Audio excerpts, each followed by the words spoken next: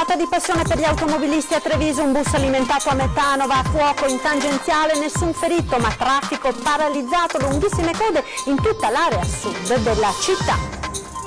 Ancora fiamme in un hotel di Abano Terme, le fiamme partite da un'asciugatrice nella lavanderia dell'albergo, evacuati nella notte 45 ospiti, quasi tutti anziani in vacanza termale. L'accoltellamento dell'amico, la ferita al sangue, parla dall'ospedale Cafoncello il 24enne moldavo, la cui festa di addio al celibato è finita sabato in tragedia. Sicurezza e immigrazione al centro dell'incontro tra il sindaco di Treviso Conte ed il ministro dell'interno Salvini dal Viminale, la garanzia del progressivo svuotamento dell'ex caserma Serena.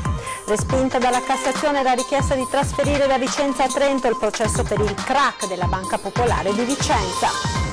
Siamo stati cattivi maestri, oggi siamo idoli del male, così lo sfogo di Giampaolo Manca, ex killer della mala del Brenta, in un'intervista esclusiva a 20:10.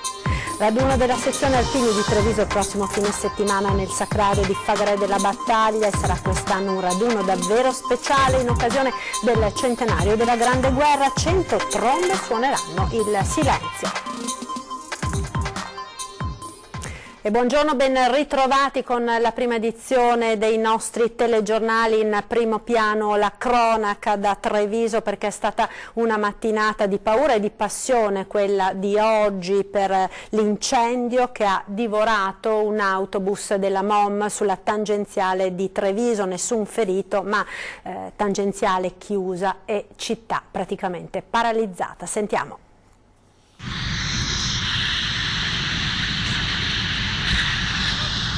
Prima il fumo, poi le fiamme, con l'autista che lascia l'abitacolo e chiama subito i vigili del fuoco. Paura questa mattina lungo la tangenziale di Treviso in direzione Paese. Poco dopo le 7 del mattino un'avaria ha provocato l'incendio di un bus a metano dell'azienda di trasporto pubblico MOM, che in quel momento non trasportava passeggeri. Il mezzo era probabilmente diretto al deposito degli autobus lungo la Castellana. Improvvisamente il fumo e le fiamme che in pochi minuti hanno avvolto il bus, lasciando solo una carcassa. Il conducente è uscito incolume sul posto, 4 squadre del 115 che hanno dovuto affrontare una situazione resa delicata anche dal fatto che si trattava di un mezzo a metano. L'incidente, come detto, in direzione Paese tra l'uscita per Sant'Angelo Canizzano e quella per San Giuseppe e l'aeroporto. La colonna di fumo e le fiamme si sono levate alte sotto gli occhi delle centinaia di automobilisti che a quell'ora transitavano in tangenziale per andare al lavoro o portare i figli a scuola. Il tratto interessato dall'incendio è stato chiuso dalla polizia. Il traffico a quel punto si è riversato verso la città. A San Giuseppe, San Lazzaro, Chiesa Votiva, Lanzago e Fiera la circolazione è andata in tilt. Si sono formate in breve tempo lunghe colonne di macchine, una situazione rimasta critica per gran parte della mattinata. Ecco, per tutti gli aggiornamenti sulla situazione a Treviso, su questa mattinata davvero di passione, ci colleghiamo al telefono con Lucio Zanato. Lucio, buongiorno. Buongiorno Marta, buongiorno ai nostri telespettatori di Antenna 3. Stiamo cercando di fare il punto della situazione dopo quello che è successo questa mattina. Intanto cominciamo con le notizie da parte della MOM. La MOM si riserva di capire cosa sia successo su quest'autobus, che è un autobus recuperato, diciamo, dalla fusione con la TTT. È un autobus del 2008, ha avuto 2 manutenzioni, l'ultima a giugno, poi era rimasto sostanzialmente nel deposito fino all'arrivo invernale e doveva servire come supporto di corsa da Paese verso Treviso, perché era partito dalla polveriera, stava andando verso Paese per poi cominciare il suo, diciamo, viaggio di supporto. Avrebbe fatto 2 corse e poi sarebbe tornato nuovamente in deposito.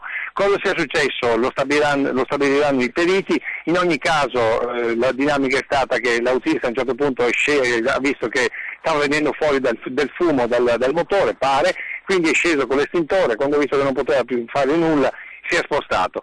Detto questo, l'altra cosa particolare è che l'autobus ha cominciato ad andare a fuoco, c'è stato un forte fumo, ma il traffico in tangenziale non si è fermato.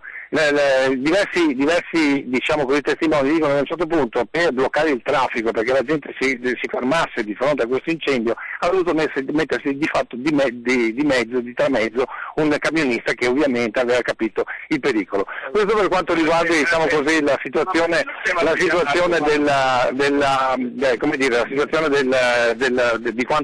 di quanto è capitato. Però in questo momento mi trovo con il comandante della Polizia Municipale Maurizio Tondato, con il quale facciamo il punto della situazione per quanto riguarda il traffico e soprattutto per quanto riguarda la gestione di questo traffico. Sì, buongiorno. Bene, in questo momento diciamo tutto è ritornato alla normalità, la ripresa del traffico in modo normale è avvenuto intorno alle 10 e un quarto diciamo, di questa mattina. Il fatto, dobbiamo dirlo, è un fatto del tutto particolare, per fortuna non si verifica spesso, se non raramente. Indubbiamente nel momento in cui è avvenuto il fatto ci sono stati momenti particolarmente difficili a seguito delle fiamme del fumo che... Quanti uomini avete utilizzato? Abbiamo utilizzato 2 pattuglie diciamo, che sono tempestivamente intervenute, poi sono state supportate da altre congiuntamente anche alla polizia statale. Tutto comunque è rientrato intorno alle 10:15, 10:30, ma che cosa ci deve insegnare questa esperienza? Perché tangenziale bloccata è significato di fatto tutta la città bloccata e non solo. Sì, questo è vero, effettivamente diciamo, rispetto a questi fatti dobbiamo cercare di capire se sul nostro territorio ci possono essere attivate delle vie alternative per permettere agli automobilisti di raggiungere le loro mete percorrendo percorsi alternativi. È una sorta di piano d'emergenza in caso tangenziale bloccata, fare una sorta di piano d'emergenza che aiuti non solo la Polizia Municipale di Treviso ma anche quelle contermini a creare dei deflussi. Esatto, diciamo è un piano di emergenza nel momento in cui dovessero verificarsi fatti di questo tipo, creare delle vie alternative e non fermarsi al Comune di Treviso ma cercare di estendere questo piano di emergenza anche coinvolgendo gli altri comuni contermini. 6 domande, Marta? Sì, no, Lucio, era naturalmente per fare il punto sul traffico. Abbiamo sentito, insomma, fortunatamente la situazione è tornata alla normalità. Avremo modo naturalmente nel corso delle prossime edizioni dei nostri telegiornali dedicati alla provincia di Treviso di approfondire appunto la questione del piano d'emergenza, perché quanto accaduto questa mattina ha naturalmente sollevato il problema della mancanza di un piano di questo genere per fronteggiare emergenze che si potrebbero, speriamo di no, ma comunque che si potrebbero verificare. Grazie quindi a Lucio Zanato e al comandante della polizia locale Maurizio Tondato. Noi proseguiamo con le altre notizie, andiamo a Padova perché anche a Padova c'è stato un incendio ed è il secondo, pensate, in appena 2 giorni, che ha coinvolto un hotel della cittadina termale di Abano Terme, costringendo all'evacuazione di ospiti. Sentiamo. Nuovo incendio in un hotel di Abano Terme. A mezzanotte circa i pompieri sono intervenuti in via Flacco nella lavanderia di un albergo dove aveva preso fuoco un'asciugatrice. 45 ospiti della struttura sono stati fatti uscire dall'ala dell'edificio che era stata invasa dal fumo. Gli ospiti, in gran parte anziani, sono stati accompagnati all'esterno e assistiti dal personale del SUEM 118 intervenuto con 2 ambulanze. Per nessuno è stato necessario il ricovero in ospedale. I pompieri intervenuti da Padova con 3 squadre hanno spento l'incendio dell'asciugatrice e dopo un monitoraggio delle stanze hanno dato il via libera per il rientro in albergo. La notte prima un altro incendio in un albergo di via Marzia aveva portato all'evacuazione di 153 persone. L'accoltellamento dell'amico, la ferita, il sangue, parla dal suo letto all'ospedale Cafoncello il 24enne moldavo, la cui festa di addio al celibato è finita nel sangue con un morto e 6 feriti. Sentiamo. Dovevo continuare la mia festa per ancora 2 o 3 ore e dopo andavamo a casa ognuno, a casa sua, ma è finito così. Parla dal letto di ospedale Ion Bagrin, il 24enne moldavo che sabato sera a Fontane con gli amici festeggiava il suo addio al celibato, finito nel sangue con la morte dell'amico Igor Oyobanu e con il ferimento suo, un fendente alla spalla, ed un altro 18enne rimasto fino a ieri tra la vita e la morte. La grigliata a Breda di Piave, poi il ritorno verso casa sua a Fontane Chiesa Vecchia. Il fratello e due amici che vanno a prendere un vestito da donna per continuare gli scherzi al futuro sposo. Non tornano e nella chat dei ragazzi invitati alla serata compare un messaggio. Serve aiuto perché ci stanno seguendo. Noi abbiamo chiesto chi, non ha più risposto. Siamo andati, li abbiamo trovati e tornando verso le nostre macchine dove abbiamo lasciato tutto, i ragazzi, quelli che abitano al primo piano, sono scesi giù e hanno preso a botte quelli che erano davanti. Io ho visto che hanno coltellato il ragazzo, che mi dispiace per lui, e ho preso il ragazzo, quello che l'ha coltellato, l'ho girato giù per terra e dalle spalle ho sentito anch'io una coltellata che dopo cominciava a farmi male e ho sentito il sangue. Il mio compare mi ha girato e mi ha detto corri perché hanno il coltello in mano, e ho corso 30 metri e sono caduto giù. Dopo era un ragazzo che mi parlava per tenermi sveglio. Poi l'ambulanza e la corsa all'ospedale. Parla dei due giovani accusati di averli aggrediti, Ion, che conosce da tempo il romeno. Uno l'ho visto spesso, veniva da quella ragazza perché è il suo marito, fidanzato, non so cos'è. Uno sempre lì, ma l'altro l'ho visto la prima volta. Non abbiamo mai litigato, niente, neanche buongiorno, niente, perché non li conosco così di persona. Solo a vista.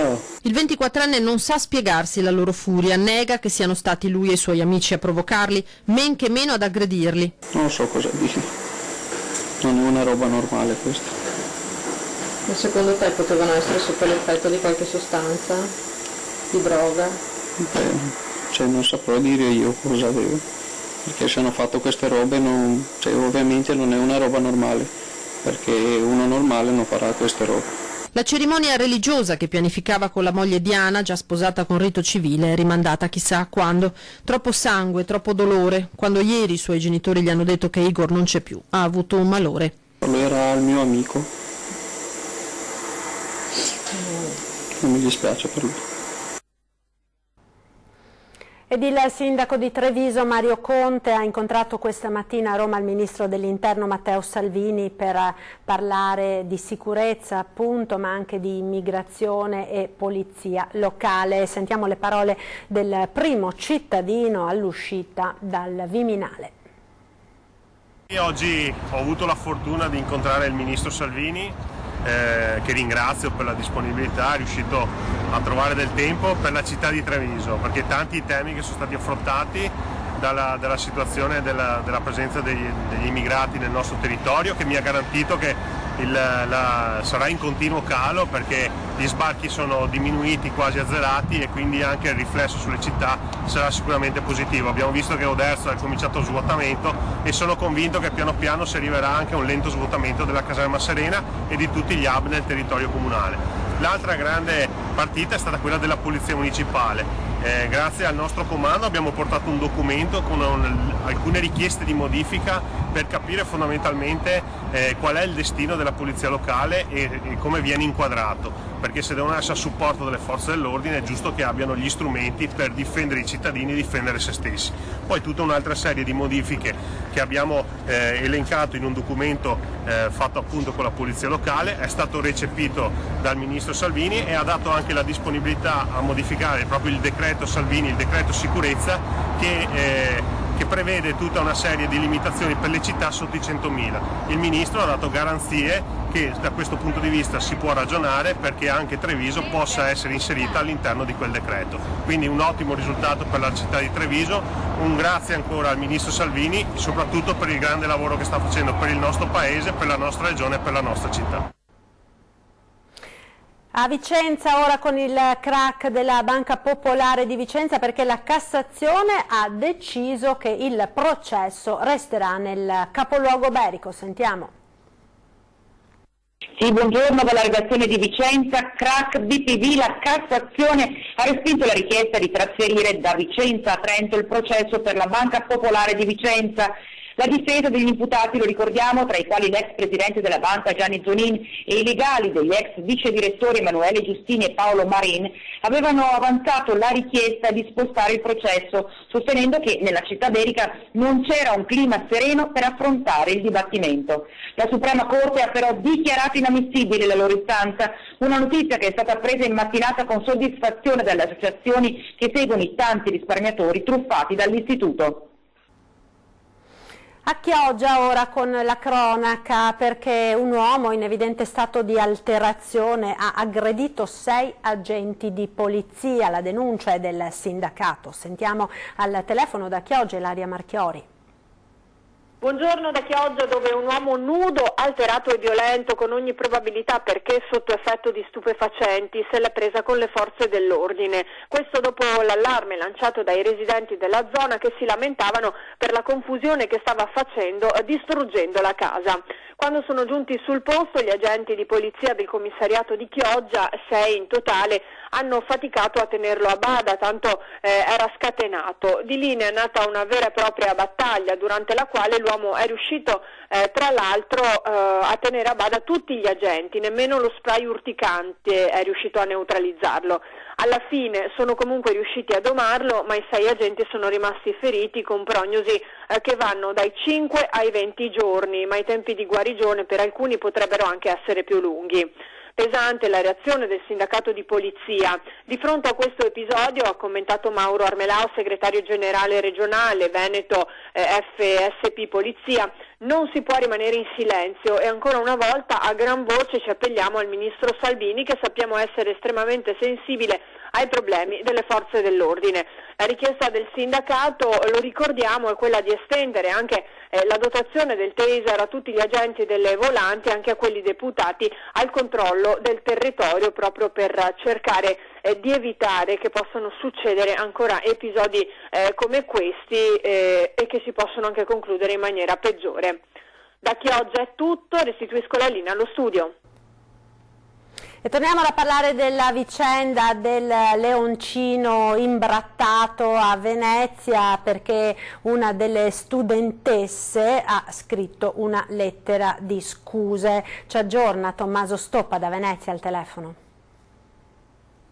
Buongiorno da Venezia, dove ci sono aggiornamenti sulla vicenda del leoncino di piazza San Marco imbrattato da un gruppo di ragazzi con la vernice rossa. Una lettera di scuse alla città è stata inviata al sindaco Brugnaro dalla 22enne di Brescia e studentessa di Ca' Foscari, che già aveva denunciato i suoi compagni di quella sera presentandosi in caserma dai carabinieri. Una lettera in cui appunto chiede scusa, ma anche prende le distanze dal gesto, sostenendo che lei non ha nulla a che vedere con gli altri che ha conosciuto la sera stessa, con cui ha passato una serata, ma non ha nulla a che fare con quanto avvenuto. Si scusa, chiede di incontrare il sindaco, e la sua versione in qualche modo è confermata anche dalle telecamere di sorveglianza che hanno ripreso il gruppo e che vedrebbero questa ragazza un po'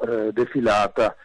Il sindaco non ha ancora risposto a questo invito, lui proponeva che fossero gli stessi ragazzi a pulire i danni che hanno fatto con misure anche educative. Questo probabilmente non sarà possibile, perché soprattutto sul leoncino andranno fatti lavori di restauro da aziende competenti e specializzate, perché si tratta naturalmente di un'operazione piuttosto delicata. Ulteriori aggiornamenti su questa vicenda nelle prossime edizioni dei nostri telegiornali. È tutto. Siamo stati dei cattivi maestri, oggi siamo idoli del male, così lo sfogo di Giampaolo Manca, ex killer della Mala del Brenta, in un'intervista esclusiva a 20/10. Racconta tutto nel suo libro, che ha lo scopo benefico di aiutare dei bambini in difficoltà. E Di Maniero dice: in passato abbiamo pensato di uccidergli i figli, ma oggi mi è indifferente. Sentiamo un estratto della trasmissione andata in onda ieri sera. Mi telefonano a casa alle 2, alle 3 di notte, mi vedono per la strada, vogliono le foto, e questi ragazzi mi dicono: sei il mio idolo. E io dico no, ma siete impazziti. Ma quale idolo? Io sono un idolo negativo. Io non voglio che voi... sì, questo libro è forte, è vero, è forte. Racconto un po' delle mie imprese. C'è una fascinazione ancora per purtroppo, i criminali, per la mano del Brent in particolar modo. Bravo, sì, perché molti mi dicono noi siamo affascinati da quella storia, da quello che siete stati, da quello che avete fatto. E dico la verità, mi duole sentire queste cose, perché allora siamo stati dei cattivi maestri. Quindi io li scongiuro, ancora lo dico a gran voce, non dovete imitarci nel modo più assoluto. Oggi mi è indifferente. Se me lo chiedeva 10 anni fa gli avrei detto no. Cioè 10 anni fa aveva la rabbia nei suoi confronti? Beh, normale, cioè Felice con i suoi comportamenti ci ha condannati tutti, perché io non dico è stato il magistrato, è stato Felice. Però oggi non mi fa né più né caldo né freddo, lui ha fatto la sua scelta, io ho fatto la mia. Io oggi credo di aver fatto un percorso che in parte ho riparato. Vorrei chiederlo a lui, tu hai riparato? Però sa, Felice era quello, Felice ha sbagliato un po' tutti, molti hanno gioito per la morte di sua figlia, io no perché non è giusto gioire, anche se per molti anni abbiamo pensato come ammazzargli i figli, io oggi lo dico, ma forse l'ho detto un'altra volta, però perdi un figlio, credo che sia la cosa peggiore, io sono sicuro che lui abbia sofferto. Ci fermiamo ora per qualche istante di pubblicità, a tra poco.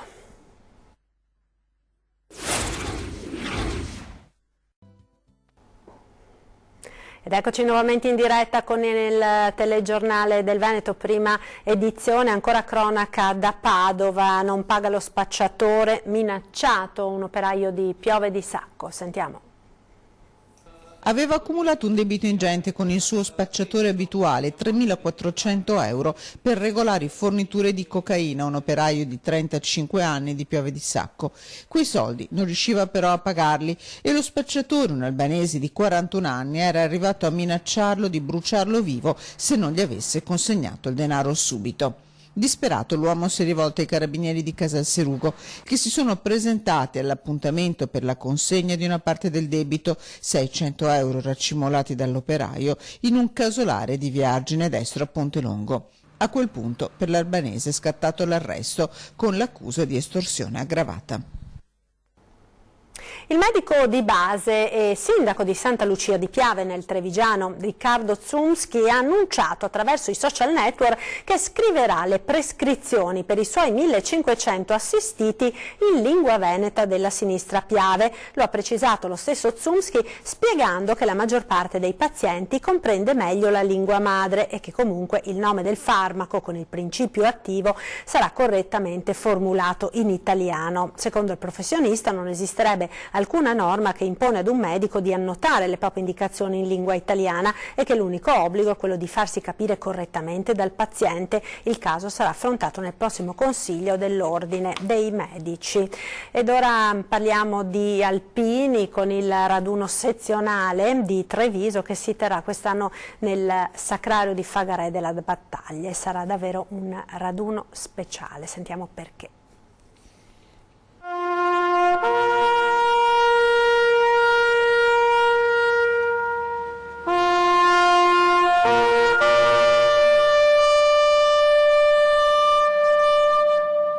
Trombe suoneranno il silenzio per ricordare i caduti della Grande Guerra. Il Sacrario di Fagarè della Battaglia ospiterà sabato e domenica prossimi il raduno della sezione ANA di Treviso ed il momento più suggestivo sarà sicuramente quello di sabato sera, con il silenzio ed il super coro di 100 elementi in uno dei più importanti monumenti funebri dedicati ai caduti della Grande Guerra, costruito nel 1933 vicino al Piave, dove si giocarono le sorti dell'Italia durante la battaglia del Solstizio. È un'idea che è nata grazie agli amici del Teatro delle Voci, Un po' galvanizzati dalla donata dello scorso anno abbiamo deciso di proporre qualcosa di unico nel panorama un po' musicale ma anche degli eventi. 100 trombe che insieme suonano il silenzio. Un raduno speciale, quello del 2018 per la sezione Alpini di Treviso, che si articolerà in un fine settimana di eventi nel Sacrario di Fagarè. Cominciamo il mattino del sabato con le scuole, con l'onore alla bandiera, l'onore caduto all'interno del Sacrario di Fagarè. La sera con un grande spettacolo emotivo all'interno sempre del Sacrario, la domenica la classica sfilata con gli onori dovuti. Filo conduttore nel centenario della Grande Guerra, il ricordo dei tanti caduti in quel luogo sulla riva del Piave che accoglie le spoglie di 5.191 soldati italiani, un austro-ungarico, un americano ed altri 5.350 militari rimasti senza un nome. Ha dato quel modo di ricordare per non dimenticare quei ragazzi, la loro morte e non farli morire della seconda volta perché essere dimenticati. Quindi anche questo fatto del nostro raduno sezionale di fine centenario a Fagarè, proprio il simbolo di dire non dimentichiamoli.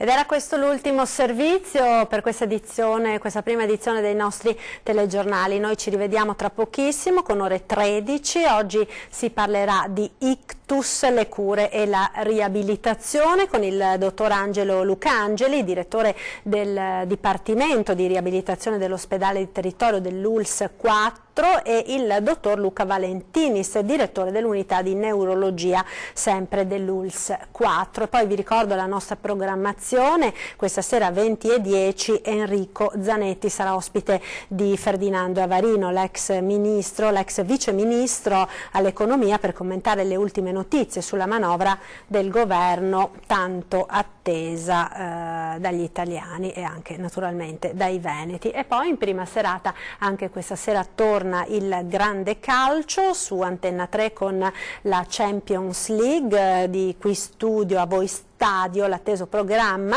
appuntamento di informazione sportiva che ritorna appunto anche il mercoledì sera, quindi dopo 20:10 l'edizione flash del TG del Veneto. Il miglior calcio europeo torna in TV con i commenti delle partite, le emozioni, l'entusiasmo dei tifosi e le immancabili polemiche. In studio come sempre tantissimi ospiti con cronaca e commenti dei più importanti avvenimenti calcistici della settimana. Ed è tutto, grazie per essere stati con noi, come sempre vi lascio alle previsioni del tempo. Buon pomeriggio.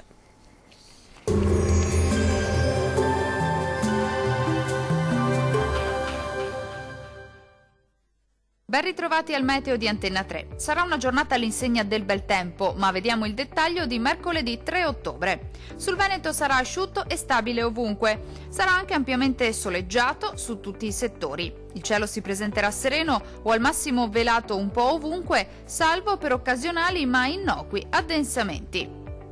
Temperature minime tra 4 e 9 gradi. Valori massimi in lieve aumento compresi tra 18 e 21 gradi circa. Vediamo ora che tempo farà sul Friuli Venezia Giulia. Poche novità anche sulla nostra regione, dominerà il sole ovunque, sarà asciutto e senza piogge degne di nota e il cielo si presenterà sereno al massimo poco nuvoloso con innocui addensamenti sulle aree costiere. Temperature minime tra 5 e 7 gradi, valori massimi oscillanti invece tra 18 e 21 gradi circa. Vediamo infine la situazione meteorologica del Trentino Alto Adige. Alta pressione a garanzia del bel tempo anche sulla nostra regione, sarà infatti ampiamente soleggiato su tutti i settori e il cielo si presenterà al massimo poco nuvoloso. Non si escludono tuttavia degli acquazzoni pomeridiani sulle aree montuose di confine. Temperature minime tra 3 e 5 gradi, valori massimi compresi invece tra 22 e 24 gradi circa. Dal meteo di Antenna 3 è tutto, arrivederci al prossimo aggiornamento.